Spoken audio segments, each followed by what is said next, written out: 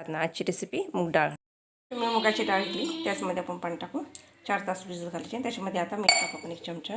तुम्ही आवडीनुसार टाका. फॅन खाली सुकायला लावू. कमी तेलामध्ये मूग डाळ किती छान होते बघा.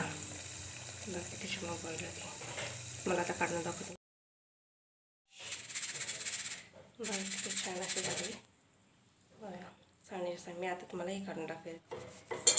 बघा कसं कुरकुरीत आवडतं. अजून एवढी डाळ आपल्याला तळायची मस्त की. आता दुसरी पद्धतीने आपण तळू. डाळ डायरेक्ट तेलामध्ये टाकू. बघा किती छान. पहिल्या वेळेस चाळणीने काढलेली. आता ही अशी सगळं तेल निघून घ्यायचं त्याच्यातलं.